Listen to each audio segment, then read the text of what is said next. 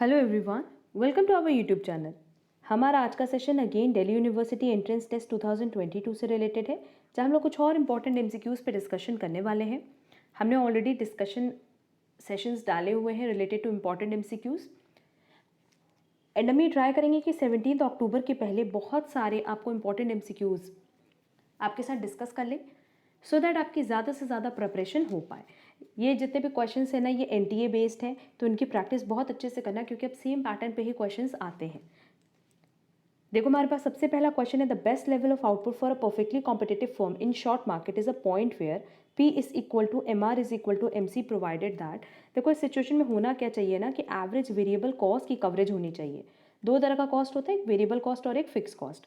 तो no doubt fix cost तो long run में ही हम लोग कवर कर पाते हैं, बट जो वेरिएबल कॉस्ट है अगर वो भी आप कवर नहीं कर पा रहे हो तो आपको अपना बिजनेस बंद कर देना चाहिए। That is shut down point होता है वो। क्लियर? जैसे फिर इन केस मान लो मेरी कोचिंग सेंटर है और हमने एक प्लेस रेंट पे ली है, तो ये जो रेंट है ये तो फिक्स कॉस्ट है, ये तो हम धीरे ही धीरे रिकवर कर पाएंगे। बट जो इलेक्ट्रिसिटी चार्जेस हैं, ज़ेरॉक्स चार्जेस होंगे, मटेरियल का चार्जेस होगा, वो क्या है, वो तो पर स्टूडेंट है ना। अगर वो पर स्टूडेंट राइज होगा, तो अगर वो वेरिएबल कॉस्ट आप नहीं रिकवर कर पा रहे हो फीस से, तो क्या उस केस में ये कोचिंग सेंटर रन करने का कोई बेनिफिट है? नहीं। क्लियर? तो यहाँ पे यही चीज़ पूछा था कि प्रोवाइडेड दैट प्राइस ग्रेटर होना चाहिए एवरेज वेरिएबल कॉस्ट से। उस केस में हम ये मानेंगे कि हमारा बिजनेस कंटिन्यू होगा, अदरवाइज शट डाउन पॉइंट होगा। Next, which method of risk analysis better serve lenders' perspective in the capital budgeting decisions? Certainty equivalent approach, decision analysis, risk adjusted discount rate जिसको हम लोग RADR के नाम से जानते हैं, and simulation and sensitivity analysis. No doubt अगर lenders perspective से देखें तो सबसे बेस्ट मेथड होता है certainty equivalent approach. नेक्स्ट, ये क्वेश्चन एंड नेक्स्ट क्वेश्चन, ये दोनों ही क्वेश्चन हमने मैच द फॉलोइंग की क्लास में बताया है, जो हमने 10 इंपॉर्टेंट मैच द फॉलोइंग बताया है। अगर वो क्लास अभी तक आपने नहीं कवर की है तो उसकी लिंक आपको डिस्क्रिप्शन बॉक्स में दी गई है। Next, which one of the following statement is false? Capital market is a market for medium and long term funds, ये तो करेक्ट है। GDR is a negotiable instrument issued by a US bank, no, इसको US bank issue नहीं करती, इसको international banks issue करती, जैसे JP Morgan, Chase, Citigroup etcetera. Clear? तो ये इनकरेक्ट है। Many publicly listed companies in India trades there shares through Bombay stock exchange और national stock exchange. Securities that are listed on various stock exchanges are eligible for being traded there, उनको हम लोग कहते हैं listed securities. तो ये बाकी सारे स्टेटमेंट करेक्ट है, सेकेंड स्टेटमेंट करेक्ट नहीं है। नेक्स्ट, ये क्वेश्चन भी हमने ऑलरेडी इंपॉर्टेंट एमसीक्यूज में बताए हुए हैं मैच द फॉलोइंग से related. Next, arrange the following market structures in the increasing order of the price elasticity of products. तो सबसे कम होगा मोनोपोली में, रीजन बीइंग कि यहाँ क्लोज सब्सटीट्यूट्स अवेलेबल नहीं होते, एंट्री पे बैरियर होती है, तो उस केस में जो प्राइस इलास्टिसिटी अंडर मोनोपोली वो सबसे लोएस्ट होता है। देन आएगा डुओपोली, इसमें थोड़ी प्राइस इलास्टिसिटी इंक्रीज होती है कंपैरेटिवली मोनोपोली से, क्योंकि यहाँ बेसिकली क्या होता है कि दो राइवल बिजनेसेस होते हैं जो कि मार्केट शेयर करते हैं। देन ओलिगोपोली, ओलिगोपोली की जो प्राइस इलास्टिसिटी है वो डुओपोली से हायर होती है, क्योंकि ओलिगोपोली की बात करें तो इसमें कुछ ही बिजनेसमैन होते हैं, जैसे कि हमने एग्जांपल भी दिया था कोल्ड ड्रिंक मार्केट का।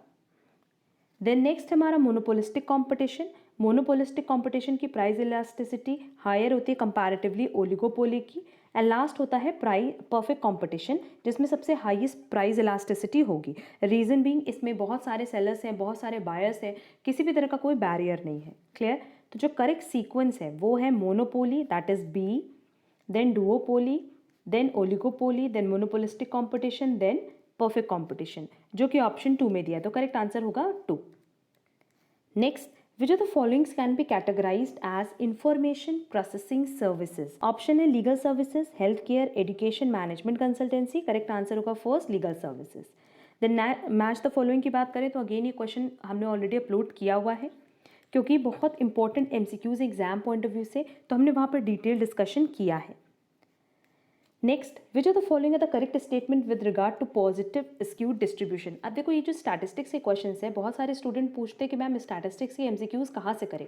हमने स्टैटिस्टिक्स के लिए जो चैनल बनाया सीए काजल डेडोलिया, उस पर तो ऑलरेडी सब कुछ अपलोडेड है, डिटेल में भी हमने अपलोड किया है, बहुत सारे एमसीक्यूज भी अपलोड किया और वो मोर देन इनफ है एग्जाम पॉइंट ऑफ व्यू से। तो पॉजिटिव स्क्यूड डिस्ट्रीब्यूशन में हम लोगों को पता है कि जो मीन है वो ग्रेटर होता है मीडियन से, एंड मीडियन ग्रेटर होगा मोड से। क्लियर? और हम इसको कैसे लिख सकते हैं कि Q3 minus median is greater than median minus Q1। तो देखो फर्स्ट ऑप्शन करेक्ट है एंड फोर्थ ऑप्शन करेक्ट है, तो करेक्ट आंसर होगा first, A and D only. ये इक्वल नहीं हो सकता और मीन लेस देन मीडियन या लेस देन मोड नहीं होगा, ये नेगेटिवली स्क्यूड डिस्ट्रीब्यूशन पूछता तब ये रिलेशन एग्जिस्ट करता। एंड स्क्यूनेस क्या होता है, पॉजिटिव स्क्यूनेस क्या होती है, नेगेटिव स्क्यूनेस क्या होती है, सब पे हमने डिटेल डिस्कशन किया है। Next, which of the following income is generally chargeable under the head income from other sources. Income from subletting house property, yes. Director fees, yes. Ground rent, yes. Agricultural income from outside India, insurance commission, income from sale of securities, ये यहाँ नहीं होगी, ये income from other sources का part नहीं है बल्कि ये कैपिटल गेन का पार्ट है। Choose a most appropriate answer from the options given below. तो करेक्ट आंसर होगा 4, A B C D E only. अच्छा, एक पॉइंट यहाँ देखो, यहाँ लिखा income from subletting house property. अगर ये प्रॉपर्टी, मान लो ये ओनर है, इसने अपनी प्रॉपर्टी टेनेंट को लेट आउट की एंड टेनेंट ने सबलेट किया है किसी थर्ड पार्टी को। अगर टेनेंट ने सबलेट किया है तब तो इनकम फ्रॉम अदर सोर्सेज है, बट अगर ओनर ने सबलेट किया है तब इनकम फ्रॉम हाउस प्रॉपर्टी आता है।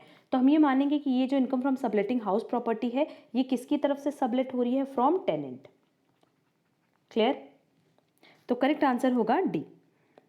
Next, which of the following taxes have been replaced by the GST. इस पर भी हमने ऑलरेडी डिस्कशन किया हुआ है। सेंट्रल एक्साइज ड्यूटी को रिप्लेस कर दिया, सर्विस टैक्स को रिप्लेस कर दिया, टैक्सेस ऑन एडवर्टाइजमेंट को रिप्लेस नहीं किया है, and duties of excise medicinal and toilet preparation को भी रिप्लेस किया है। तो करेक्ट आंसर होगा A B D only.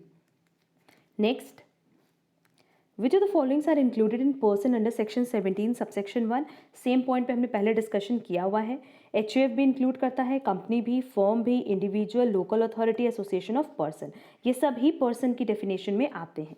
Correct answer होगा 4, A B C D E and F। Next, principles of management are important and useful on account of the following reasons. देखते हैं। To increase managerial efficiency, yes. To attain social objectives, to train managers, to improve research, to coordinate material and human resources. देखा जाए तो principle of management इन सारे ही points के लिए relevant and useful होता है। तो करेक्ट आंसर होगा 4। अगेन ये कुछ इंपॉर्टेंट एमसीक्यूज थे रिलेटेड टू दिल्ली यूनिवर्सिटी। इनकी प्रैक्टिस आप लोग अच्छे से कर लेना और अगर कहीं पे भी किसी भी क्वेश्चन में डाउट होगा तो कमेंट बॉक्स में कमेंट करके पूछना। हमने टेलीग्राम की लिंक दी हुई है, टेलीग्राम चैनल आप ज़रूर ज्वाइन कर लेना क्योंकि सारी क्लासेस की आपको इन्फॉर्मेशन मिल जाएगी, हर एक क्लास की पीडीएफ वहाँ पे आपको अवेलेबल मिल जाएगी। उम्मीद करते हैं कि आप लोगों को क्लास पसंद आया होगा। अगर वीडियो पसंद आई तो वीडियो को लाइक कमेंट शेयर ज़रूर करना। अब हम लोग मिलेंगे हमारी नेक्स्ट क्लास में जहाँ हम लोग कुछ और इंपॉर्टेंट एमसीक्यूज पर डिस्कशन करेंगे। आज के लिए बस इतना। Thank you so much.